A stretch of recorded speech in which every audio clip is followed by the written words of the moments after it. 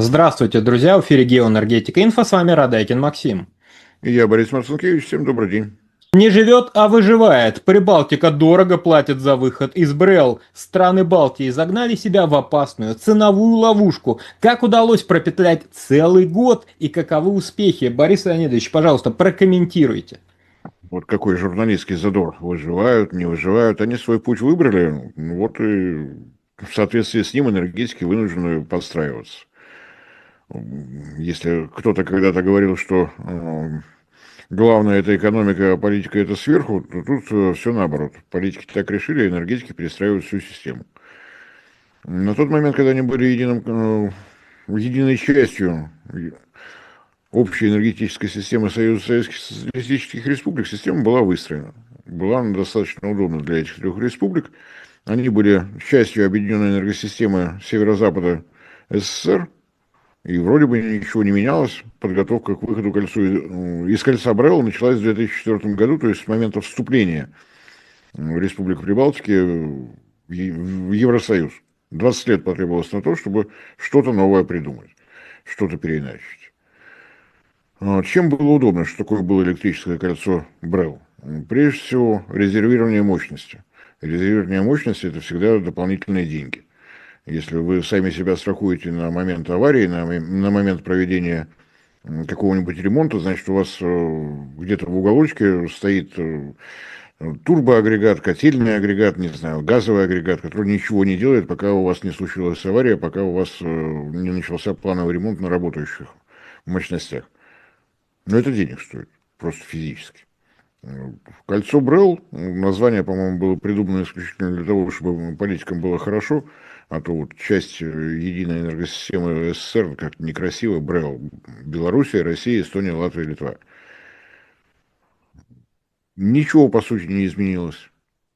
Диспетчерское управление в городе Москве, совещания о том, что происходит в этом объединении, проходили 2 раза в год по кругу, вот по кольцу так и метались, рабочий язык русский.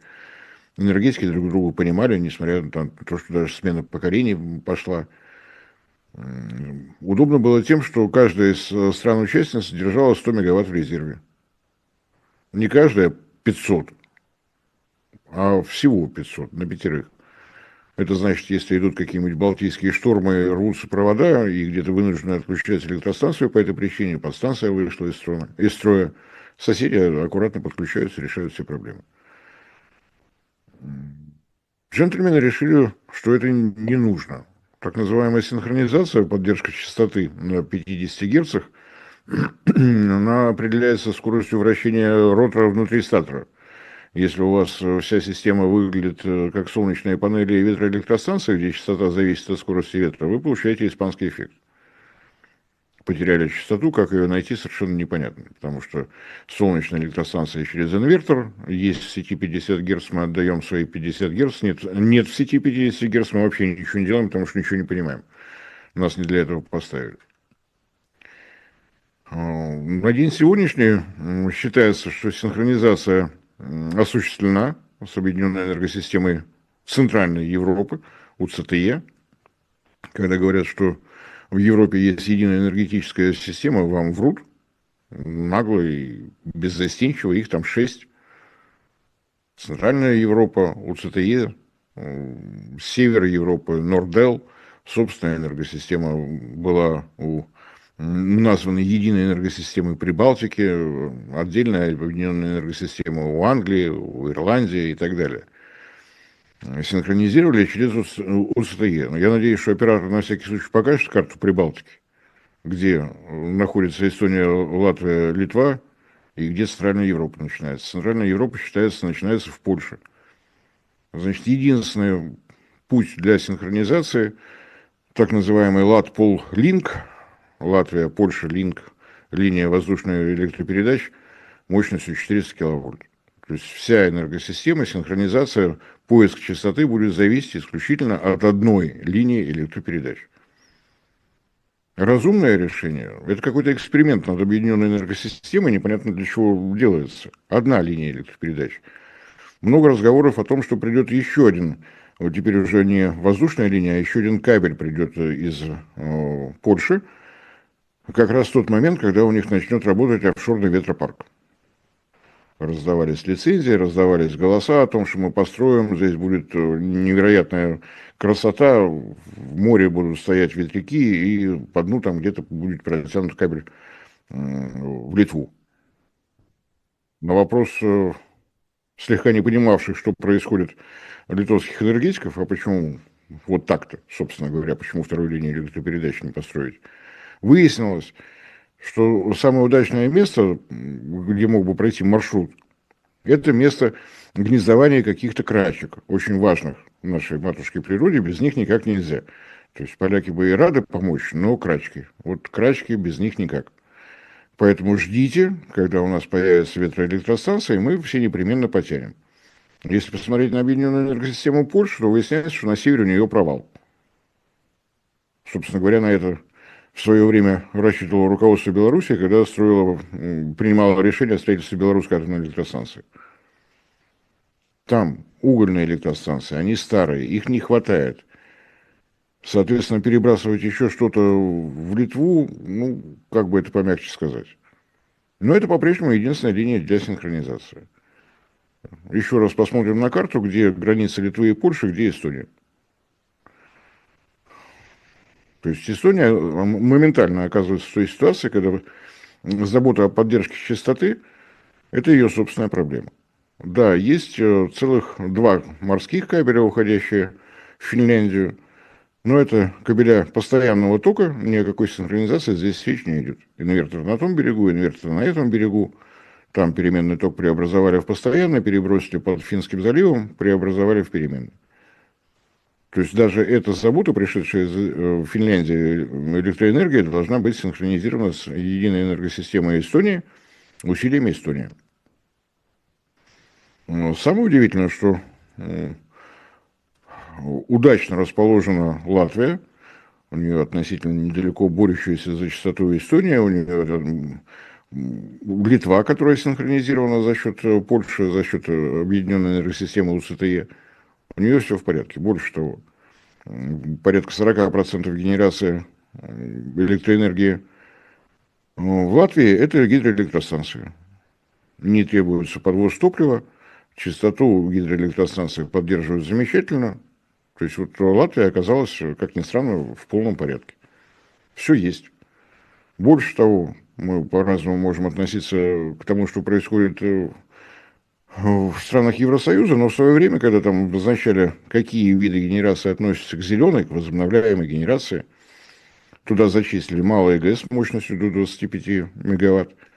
Удивительное с инженерной точки зрения решение. То есть 25 мегаватт энергия возобновляется, она зеленая, 26 мегаватт все. Вода становится черной, пропадает, не возобновляется и так далее. Но это их проблема.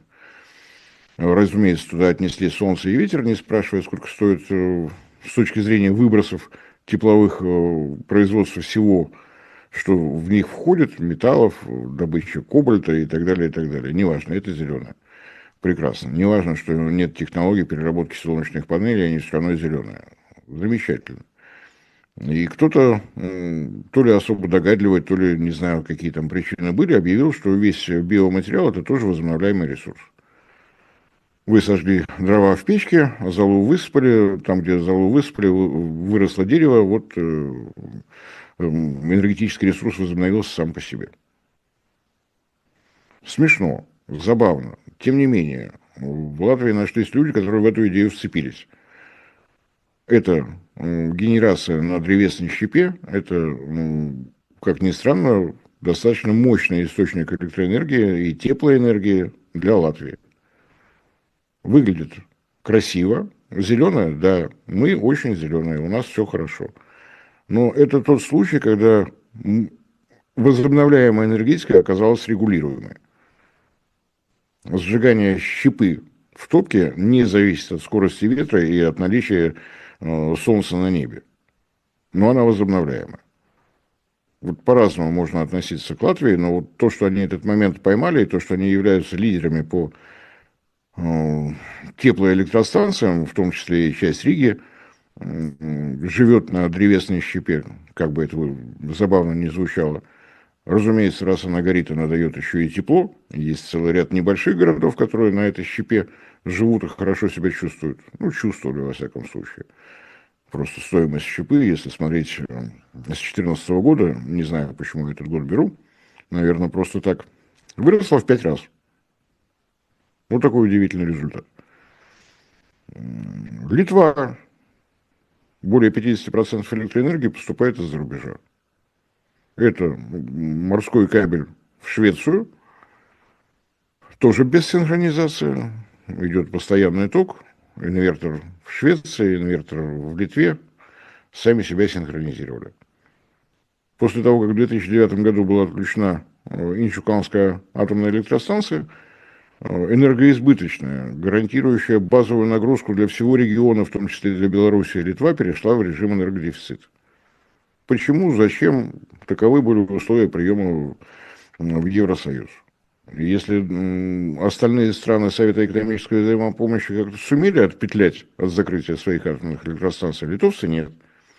Причина: у вас реактор РБМК, реактор большой мощности канальный, у него корпуса нет, он крайне опасен, он чернобыльского типа, а то, что в связи с тем, что были добавлены дополнительные системы безопасности, мощность, там стоят реакторы РБМК 1500, два реактора, установленная мощность оказалась 2600.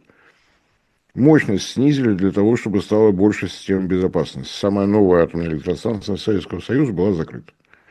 С этого момента вот стало, не сказать, чтобы очень весело.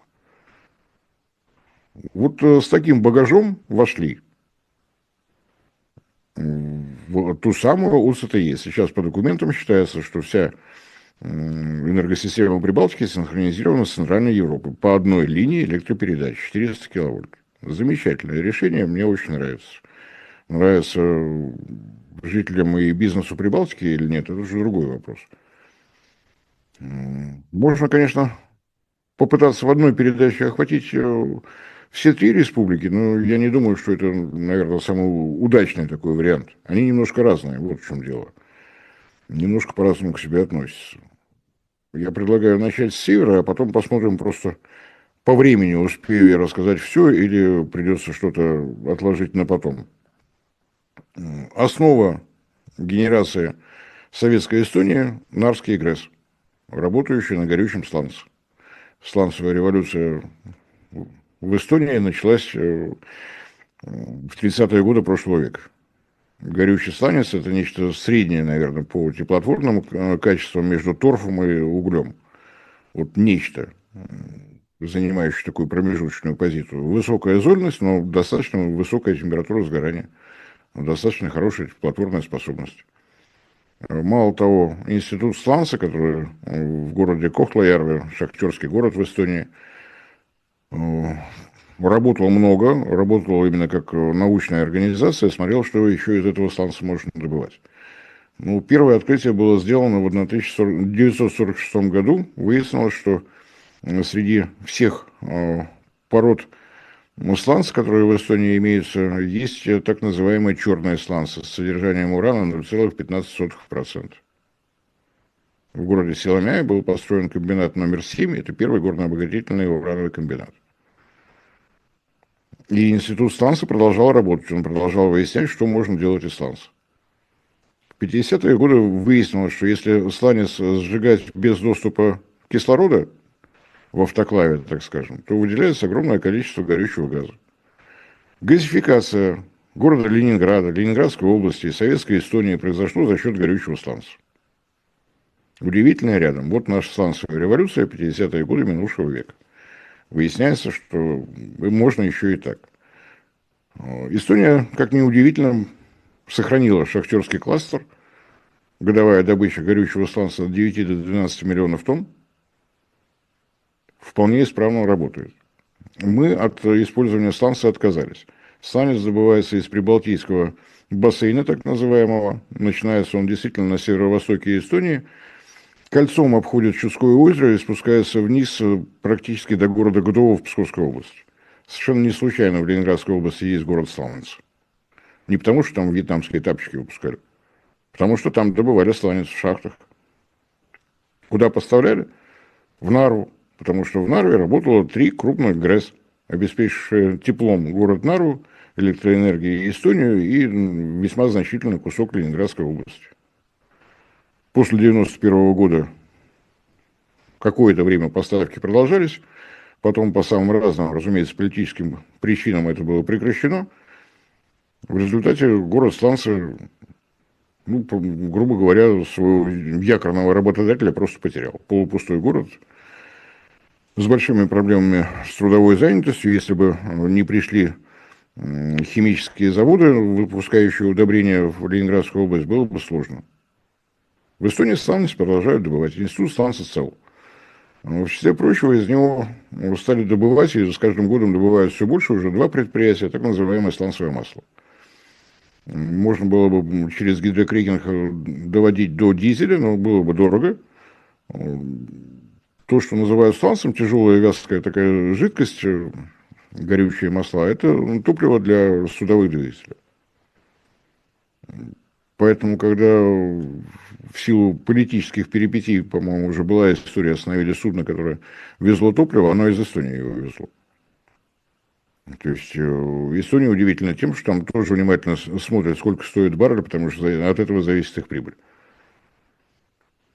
Подавляющее большинство запасов горючего сланца находится в России. Мы не используем никак. Но это такая отдельная тема для разговора.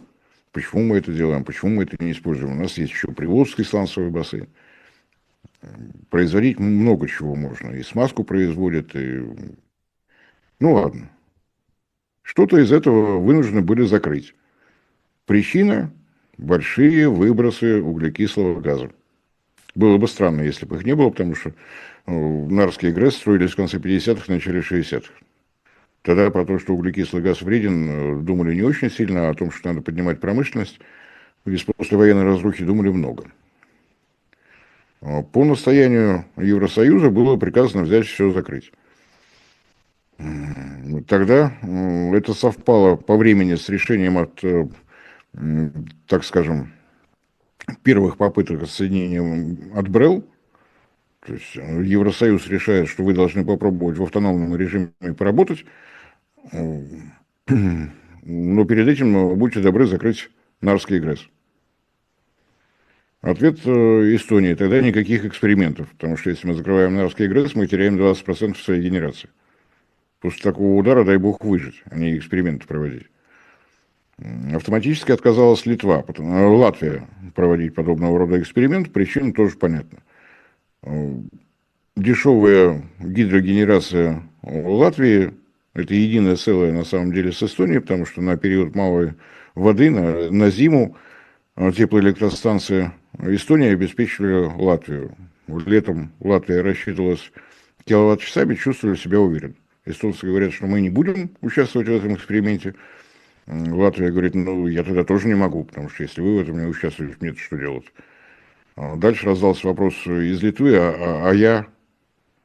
Ответ был дуэтом: а ты делай, что хочешь. На тот момент 70% электроэнергии для Литвы производилось за ее пределами. Отсоединены вы от общей системы, не отсоединены, делайте, что хотите. По того, под эту сурдинку, под разговор о необходимости закрыть самые старые блоки Нарвский ГРЭС, опять же, нашелся кто-то умный, сказал, что мы готовы отключить, но тогда будьте добры, постройте нам новую, чтобы мы здесь не остались без света и без тепла.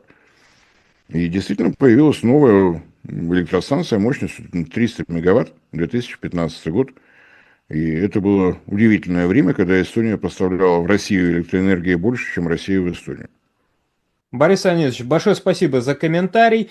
Предлагаю двигаться на юг с дальнейшим разбором прибалтийской энергетики уже в следующих выпусках. Большое спасибо за информацию, что что-то от энергетики Прибалтики осталось, и они не успели завершить с наследием древней, более высокоразвитой цивилизации. Спасибо. Я думаю, что да, республики небольшие, но в каждой ситуации немножечко разная. И интересно смотреть с нашей точки зрения, чтобы не допускать тех ошибок, которые получились у Прибалтики как таковой, у Европейского Союза вообще. Все-таки это делается не столько по желанию прибалтийских республик, сколько по желанию из Брюсселя.